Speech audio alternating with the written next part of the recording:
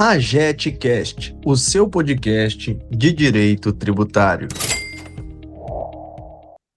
Oi, oi, pessoal! Estamos aqui hoje no quinto episódio da segunda temporada do AGETcast. Meu nome é Giovana de Brito, sou coordenadora do Núcleo de Observatório de Jurisprudência Tributária e eu estou aqui hoje com um profissional e um advogado tributarista muito querido, que é o professor Gabriel Quintanilha. Seja bem-vindo, professor! Olá, Giovana, muito obrigado pelo convite. É uma alegria, uma honra muito grande estar aqui com você, falando sobre direito tributário, e é uma oportunidade muito grande para que a gente possa tratar da importância e da relevância dos tributos para a construção de uma sociedade democrática, para a construção da manutenção do mínimo existencial. Obrigado, eu estou muito feliz. Espero que a gente tenha um bate-papo muito leve e de fácil entendimento. Professor, muito obrigada. Nós aqui da AGET agradecemos imensamente. Muito obrigada pelo seu tempo, pela sua disponibilidade. O nosso tema hoje é bem polêmico, que é o imposto seletivo, a nova figura que foi criada com a reforma tributária, já vem trazendo dúvidas para os contribuintes, para os advogados. Mas antes de entrarmos de fato no tema, vou ler o seu currículo. Professor Gabriel Quintanilha é advogado, pós-doutorando em Direito na UERJ, doutor em Direito, mestre em Economia, coordenador de tributação da renda na FGV, membro da ABDF, do IBDT, professor pela Emerge e coordenador de processo tributário pela ESA da OAB do Rio de Janeiro. Bom, professor, para a gente não delongar muito, vamos lá já às perguntas. Para quem ainda não está muito familiarizado, o senhor pode explicar um pouquinho sobre o que é esse imposto seletivo, qual que é a função dele dentro do nosso novo sistema tributário, por favor? Perfeito. O imposto seletivo, ele na verdade nasce com a ideia de tributar aquilo que é nocivo à saúde e ao meio ambiente. É claro que os nossos legisladores não tiraram essa ideia de criar um imposto seletivo do absoluto nada. Essa ideia, ela tem como base o imposto piguviano. O que seria o imposto piguviano? Lá na década de 20, 1920, o economista britânico chamado Arthur Cecil Pigou, ele escreveu um livro muito relevante que chama-se Economia do Bem-Estar Social. E nesse livro, o Arthur Pigou, ele traz alguns argumentos, né, dizendo que existem externalidades que devem ser combatidas pelo Estado para a garantia do interesse social. Então, teoricamente, se uma indústria, por exemplo, produz um benefício social, né, aqueles que recebem o benefício, eles não têm incentivo para pagar por esse serviço. Então, na verdade, o que ele diz é o seguinte: os desserviços não cobrados e serviços incidentais não cobrados impactam economicamente. Eu vou simplificar para vocês. Na verdade, a lógica que o Pigou traz é que existem externalidades econômicas que fazem mal à economia como um todo. Então, se existe a venda da bebida alcoólica, as pessoas elas podem ficar doentes por causa disso. Se uma pessoa fuma, ela pode ficar doente por causa disso. E no final das contas, o resultado é que toda a sociedade paga exatamente por essa externalidade. Toda a sociedade suporta essa externalidade quando tem que garantir o custo do tratamento dessas pessoas. Então a lógica é buscar na economia um equilíbrio que seja saudável. A lógica é tributar aquilo que efetivamente gere externalidades negativas, que são, na verdade, efeitos colaterais para a sociedade que vão para o preço final das mercadorias. Afinal de contas, quanto mais gente estiver bebendo, quanto mais gente estiver com a doença do alcoolismo, quanto mais gente estiver fumando, tiver câncer de pulmão, mais o impacto econômico social vai existir, porque teremos que ter mais tributos para fazer frente à despesa com a saúde dessas pessoas. Então, a lógica do PIGU é exatamente tributar aquilo que é nocivo à saúde e ao meio ambiente. E é interessante, Giovana, porque a gente traz isso para a nossa realidade atual. O imposto seletivo ele é criado pela Emenda Constitucional 132, introduzido lá no artigo 153 da Constituição, especificamente no inciso oitavo. E no inciso oitavo a gente não tem muitas regras, é só que compete à União a instituição do imposto seletivo. Mas nós temos a Lei Complementar 214, publicada já em janeiro de 25, que regulamenta o imposto seletivo a partir do artigo 409.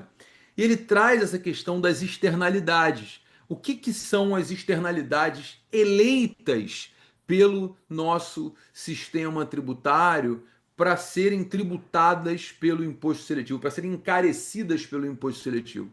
O nosso legislador, então, entende, olha, o que causa externalidade econômica negativa são os veículos, porque os veículos são nocivos ao meio ambiente, pois são poluentes, as embarcações e aeronaves, pelo mesmo fundamento, produtos fumígenos, cigarro e congêneres, porque efetivamente fazem mal à saúde do ser humano, bebidas alcoólicas, porque causam doenças, câncer, alcoolismo e etc. Bebidas açucaradas, que também são nocivas à saúde e ao meio ambiente. Não. Nesse caso é mais saúde, né? O meio ambiente não se prejudica pelo açúcar, mas o ser humano, sem sombra de dúvidas.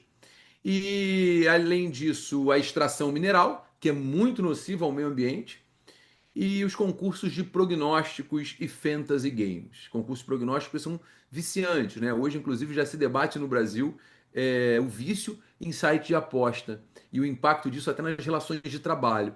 Ou seja, essa lógica de reduzir e controlar as externalidades foi efetivamente que nós trouxemos dentro da reforma tributária. Perfeito, professor. Às vezes eu fico pensando, será que há uma margem para ampliação dessa lista no futuro? Quais os riscos que trariam para o contribuinte? Porque, querendo ou não, a gente já tem a nova figura, as novas figuras do IBS e da CBS, e ainda vem o imposto seletivo, que lá, na verdade, no começo a gente buscava um sistema tributário mais simplificado, mas trazendo o imposto seletivo principalmente, eu acho que a gente pode ter uma margem para mais dúvidas e para uma possível ampliação. O senhor entende que futuramente há essa possibilidade ou não? Entendo que sim. Na verdade, o que acontece? O imposto seletivo, muita gente chegou a defender que ele seria o substituto do IPI, né, do Imposto sobre Produtos Industrializados. A grande verdade é que o IPI ele não foi extinto pela reforma tributária. A reforma tributária não extinguiu o IPI, ela só trouxe para a alíquota zero, mas continua inclusive cobrando o IPI daquilo que é produzido na Zona Franca de Manaus, caso seja produzido fora de lá. Então, o imposto seletivo ele realmente é uma novidade. Ele é um novo imposto para o nosso ordenamento jurídico que vai incidir, sim, sobre aquilo que é nocivo à saúde e ao meio ambiente. A lei optou por eleger aquilo que é nocivo agora, nesse momento, à saúde e ao meio ambiente. Mas eu não vejo limites para que esse rol seja estendido, não. Eu acho que é realmente possível, caso a gente tenha uma nova modernidade, porque a legislação ela é sempre atrasada com relação aos efeitos sociais. Né? Os efeitos sociais e econômicos, eles efetivamente estão sempre à frente da lei. A lei se adapta à realidade. Então a gente pode daqui a 5, 10 anos perceber, por exemplo, que as redes sociais são viciantes, que o celular faz mal à saúde do ser humano. Afinal de contas, 100 anos, eu não sei, mas 80 anos atrás, era muito normal a pessoa fumar cigarro e era bonito, né? O cigarro, as pessoas fumavam em ambientes fechados, fumavam em aviões, inclusive. E depois percebeu-se que aquilo era nocivo à saúde. Pode ser que a gente encontre um caminho em que o celular seja nocivo à saúde em algum momento e certamente ele vai integrar a lista daquilo que é tributado pelo imposto seletivo. Agora, com relação à figura da simplificação do sistema tributário, Giovana, eu concordo com você que a lógica de simplificação ela é um tanto quanto prejudicada pelo imposto seletivo. Mas, mesmo assim, o nosso sistema, o novo sistema tributário trazido pela Emenda Constitucional 132, ele pensou em como resolver esse problema. Então a gente tem o IBS e a CBS, que são plurifásicos, incidem em todas as fases da cadeia produtiva, gerando um crédito de não cumulatividade plena, com base ampla. Mas o imposto seletivo não. O imposto seletivo ele não é plurifásico. Ele incide uma única vez, ele é monofásico. Isso facilita muito a tributação. Levar em consideração que são todos regulamentados pela mesma regra que a Lei Complementar 214. Então a gente tem sim uma simplificação, apesar da criação desse novo tributo. É importante lembrar que antes da reforma, a gente não tinha um norte de pensar em reduzir a legislação brasileira. Eram várias normas de ICMS, uma para cada estado, mais convênios e protocolos, várias normas de ISS, uma para cada município. além das várias normas de PIS/COFINS e o regulamento de IPI muito grande. Então, no final das contas, a gente tem sim um avanço com relação à simplicidade, mas é importante lembrar que aqueles produtos que sejam nocivos à saúde e ao meio ambiente certamente vão ter um impacto econômico bastante grande. Com certeza. E eu acredito que esse valor final será repassado para o contribuinte, né? Não tem como a gente escapar disso. E aí a gente já puxa para uma outra pergunta que será que esse imposto ele vai ter um viés regulatório de fato ou será um tributo com uma forte função arrecadatória? Me parece que quando a gente olha para esse campo da subjetividade, que o imposto seletivo vai incidir sobre produtos e serviços que são nocivos à saúde e ao meio ambiente, a gente vê uma função um pouquinho arrecadatória, porque muita coisa faz mal para a saúde e para o meio ambiente. Considerando essa lista aí, o açúcar, por exemplo, no final das contas, o supermercado vai estar com um valor astronômico. Olha, essa sua colocação é muito interessante. Eu confesso que antes da edição da Lei Complementar 214, eu tinha muitas dúvidas com relação ao imposto seletivo. Eu continuo tendo, né? Eu acho que nenhum tributarista hoje pode bater no peito e falar que sabe tudo sobre reforma tributária, porque é um processo de construção de doutrina, de debates e de conhecimento. Mas eu consigo entender pela Lei Complementar 214, pela regulamentação, que o imposto seletivo ele tem uma finalidade extrafiscal. Ele tem uma finalidade realmente de intervir na economia e desestimular o consumo desses bens e serviços nocivos à saúde e ao meio ambiente. Mas por que eu estou dizendo isso? Porque eu não posso confundir, Giovana, imposto seletivo com seletividade em razão da essencialidade. Esse é um ponto importante. A seletividade em razão da essencialidade é um princípio que se aplica ao IPI. Né? No caso do IPI, se o produto for mais essencial, a alíquota é menor. Se for menos essencial, a alíquota é maior. Não é o caso do imposto seletivo. Ele vai incidir sobre o que é nocivo. Ponto, acabou. Mas a Lei Complementar 214, ela prevê uma gradação de alíquota dentro do próprio faturador. Então, o que acontece? O veículo menos poluente terá uma alíquota de imposto seletivo menor do que o veículo mais poluente. As bebidas alcoólicas, quanto maior o teor, maior vai ser o imposto seletivo. Ou seja, a gente tem uma característica extrafiscal muito forte. A gente tem uma característica de utilização desse imposto como um instrumento de desestímulo àquilo que for mais nocivo à saúde, àquilo que for mais nocivo ao meio ambiente. É claro que a gente vai ter que ter o receio desse imposto ser utilizado com a finalidade meramente fiscal, o que também não seria de todo equivocado, porque o Estado precisa arrecadar para fazer frente às despesas que tem com essa nocividade, porque, veja, se é algo que prejudica o meio ambiente, o Estado, lato sensu, ele precisa recompor o meio ambiente destruído. Se for aquilo que maltrata o ser humano, o Estado precisa gastar com o SUS para atender essas necessidades. Inclusive, ultimamente, Giovana, eu tenho lido, eu li algumas estatísticas e o aumento de acidentes com motociclistas aumentou absurdamente no Brasil. Isso se deve, claro, ao fato do aumento da quantidade de motos na rua, desses veículos elétricos que parecem motos, mas ninguém sabe se é moto ou bicicleta. Enfim, e no final das contas, esse imposto ele precisa também arrecadar para fazer frente à despesa com saúde e meio ambiente. Então, no final das contas, eu acho que o seu enquadramento como um imposto extrafiscal, ou seja, um imposto que tem a finalidade de arrecadar sim, mas acima de tudo uma finalidade de interferir na atividade econômica, é o melhor enquadramento possível. Perfeito, professor. Em outros países, a gente não tem a figura do seletivo, se eu não me engano. O senhor poderia falar dessa comparação, como que é atribuído em outros países, de onde a gente tirou essa ideia para a gente conseguir trazer aqui para o nosso sistema? Então, na verdade, a gente tem um imposto muito parecido com o imposto seletivo nos Estados Unidos, que é o Sin Tax, é o imposto sobre o pecado. Lá nos Estados Unidos existiu, né? O imposto sobre o pecado já foi criado há mais de 40 anos. O imposto sobre o pecado, ele tem a lógica de tributar aquilo que eu não gosto muito desse nome, tá? Sinceramente, mas tributar aquilo que será considerado pecado. Eu acho que você depende aí de uma padronização do pecado de um modo geral para reconhecê-lo como tal. Mas o Sintax existe, a lógica do Sintax é exatamente tributar aquilo que seja considerado ruim. Normalmente os pecados são ruins, né? Não comer demais, enfim. Então, tudo aquilo que é. Eu brinco falando que todos esses conceitos religiosos são muito interessantes para uma vida social em paz. Então, os conceitos do imposto que é cobrado nos Estados Unidos sobre o pecado é um conceito basicamente muito parecido com o nosso imposto seletivo, tá? Nós temos também nos países europeus, na Europa como um todo, na comunidade europeia, alguns tributos que incidem fortemente sobre emissão de carbono, com a lógica de proteção ao meio ambiente. Então a gente tem sim alguns impostos muito parecidos com o imposto seletivo. Nos Estados Unidos, o Sintex, na Europa, a tributação sobre carbono, que é realmente muito relevante. Sim, sim, é mesmo. E lá em 2023, eu até estou me lembrando aqui, a gente falava muito desse nome, imposto do pecado, tinha alguns trocadilhos quanto a isso.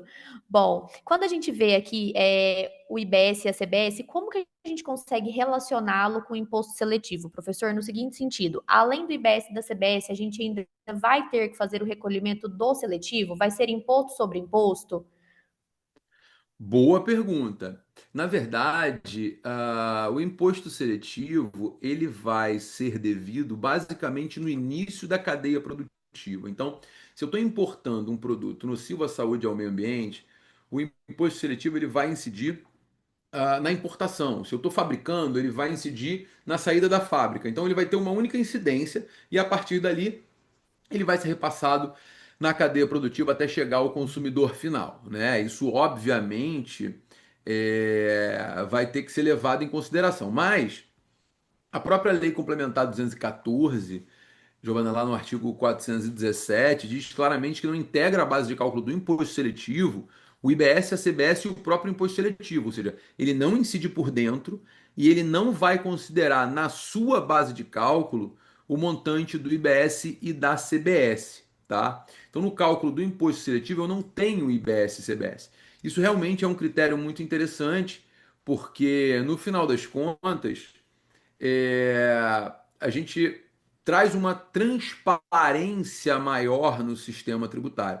Agora, é interessante que na importação, por exemplo, eu tenho IBS e CBS, na incidência do IBS e CBS na importação, o imposto seletivo vai integrar a sua base de cálculo.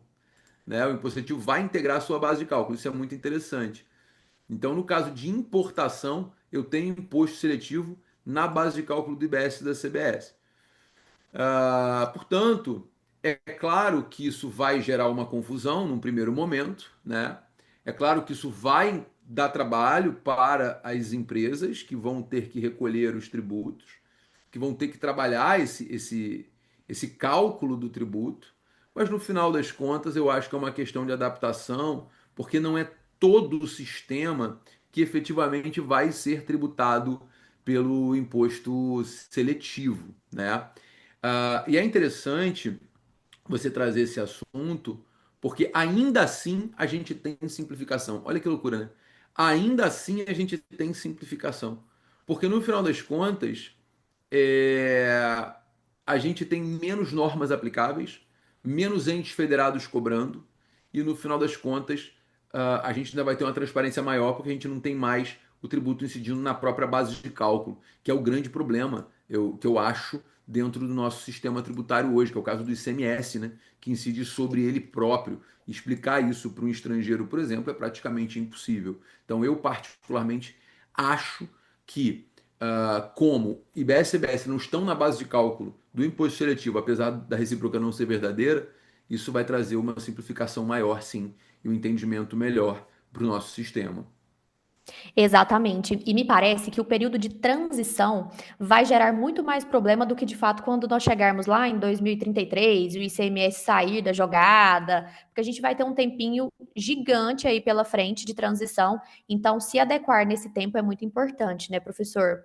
Bom, sobre a questão de cuidados que empresas e profissionais já devem ter a partir de agora, o que o senhor já gostaria de adiantar para a gente? Quais dicas o senhor nos dá, por favor? Olha, o imposto seletivo, ele já entra em vigor em 2027. Então, diferente do IBS, né? A CBS já entra em vigor em 2027, junto com o imposto seletivo. A partir do ano que vem, as notas fiscais já têm que estar adaptadas para IBS e CBS, pelo menos com o campo respectivo, a partir de 2026. E é muito importante as empresas já começarem a se organizar para entender como vai ser a tributação do imposto seletivo. É claro, veja, que ainda não temos uma regulamentação específica. Não temos a lei ordinária que traz as alíquotas, não temos a regulamentação pelo chefe do Poder Executivo Federal, porque o imposto seletivo é um imposto de competência da União. Não temos a regulamentação pelo chefe do Poder Executivo Federal, que efetivamente vai trazer as formas de recolhimento, como que vai ser, mas eu entendo que os setores que serão impactados pelo imposto seletivo já tem que começar assim a fazer as suas simulações e se preparar para o impacto. Agora, é claro que setores como cigarro, por exemplo, o setor de fumígenos, ele já sofre muito, né? A maior alíquota do IPI do Brasil é sobre cigarro, são mais de 300% de IPI. Então, o setor já paga muitos tributos e efetivamente é um setor que vai ter que se organizar. No tocante aos veículos, a gente já tem também incidência do IPI, então é bastante provável que seja mais fácil essa adaptação, né? A bebida açucarada, bebida alcoólica, tudo isso. O que eu acho que vai dar mais trabalho para adaptação, no final das contas, é a figura do Fantasy Game e a figura do site de aposta, que não tem essa tributação, né? Então, esse pessoal, que é o pessoal do setor de serviços, vai sofrer mais com a adaptação. Então, é bom começar logo com as simulações, começar logo a fazer, criar cenários com esse imposto seletivo, ainda que não tenhamos uma alíquota muito clara ainda. Exato. Eu acho que quando a gente, pelo menos simula de uns 26% até uns 28 ponto alguma coisa, dá para a gente ter uma margem boa de qual será o impacto do seletivo para essas operações.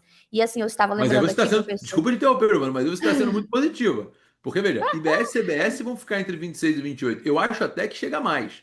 Agora, o imposto seletivo não tem possivelmente. limite. O imposto seletivo não Exato. tem limite. A gente pode chegar de novo a uma alíquota de 300% de imposto seletivo sobre cigarro. Isso pode acontecer e eu não duvido que aconteça, tá? Sim, sim. E engraçado, porque eu estava aqui lembrando, o açúcar, por exemplo, ele está lá na cesta básica, que tem uma diminuição, né, de alíquota, só que ele também vai ser um alvo de imposto seletivo. Isso vai gerar uma controvérsia muito grande, né, professor? Na verdade, não é o açúcar que vai ter imposto seletivo, é a bebida açucarada. Exato, isso, Entendeu? perdão, falei errado, O sim. açúcar é cesta básica, mas a bebida açucarada não. Você não pode tomar aqueles sucos eu sou de uma geração, Giovana, que você não sabe como funciona isso, mas eu sou de uma geração que via um suco de pó que a gente misturava com água que era super colorido, entendeu? Era um negócio muito louco, que fazia mal pra caramba, né? Mas enfim, é aquilo. Nós somos uma geração que sofre com doenças, né, de pressão alta, doenças cardíacas, enfim, até o câncer mesmo faz parte da nossa geração, porque nós fomos muito mal alimentados. Eu acho que esse é o grande ponto da reforma tributária, tributando a bebida açucarada, porque realmente o açúcar ele é cancerígeno. Eu entendo quando você diz assim, pô, Gabriel, não é uma dicotomia eu ter o açúcar na cesta básica, entretanto a bebida açucarada ela fazer parte de um imposto seletivo. Não, eu não vejo como dicotomia, porque o açúcar em si, ele realmente, para a cesta básica do brasileiro, ele é importante. Agora, a bebida açucarada em si, que já vem açucarada da indústria, essa é nociva à saúde. O açúcar em si, não. Porque a gente vai estar em casa, fazer um bolo de fubá, vai fazer um cafezinho. Eu suporto café com açúcar, café sempre sem açúcar, mas veja, tem gente que gosta. Você mantém ali a dignidade da pessoa humana. O que não pode é estimular o consumo de bebida açucarada. Eu até me surpreendi, Giovana, sendo bem sincero com você, com a bebida açucarada sendo tributada pelo imposto seletivo. Porque, por exemplo, você percebe que no fato gerador, na hipótese de incidência, né, para ser mais exato, do imposto seletivo, a gente não tem a figura dos ultraprocessados. E não existe nada mais cancerígeno do que ultraprocessado. Entende? Mas por que que o ultraprocessado não está no imposto seletivo? Porque o brasileiro come ultraprocessado como se não houvesse amanhã. Quer seja porque não tem grana para comprar proteína, quer seja porque é hábito. Mas enfim, salsicha é um troço que faz mal à saúde pra caramba. E o brasileiro está comendo. Nugget faz mal à saúde pra caramba. E o brasileiro está comendo. Isso deveria estar no imposto seletivo? Deveria. Deveria haver um desestímulo. Mas percebeu-se no Congresso Nacional que, caso isso acontecesse, a gente teria um prejuízo social muito grande. Apesar, e Sim, aí eu acho que é sim. o erro, né? Porque no final das Uhum. contas a reforma tributária ela trouxe para a cesta básica as proteínas animais. Então, poderia haver sim um desestímulo ao consumo dos ultraprocessados também. Mas a bebida açucarada ficou por causa disso. Perfeito, professor Gabriel. Bom, eu acho que dúvidas é o que não vão faltar sobre esse imposto seletivo. A gente ainda tem um longo caminho aí pela frente. A gente já está com um tempinho um pouquinho alongado. Quero agradecer a sua participação aqui, professor. Foi ótimo. Tenho certeza que o senhor vai contribuir de alguma forma aqui conosco. Te convido também para participar dos nossos grupos de discussões. Temos diversos núcleos da AGET aqui em Goiânia. E, mais uma vez, a AGET te agradece pela participação. Muito obrigada. O prazer foi todo meu, contem comigo sempre. E quem quiser me seguir, por favor, vai lá no Instagram, @gabquintanilha, @gabiquintanilha, que tem sempre uma novidade de direito tributário. Muito obrigado. AGETcast, o seu podcast de direito tributário.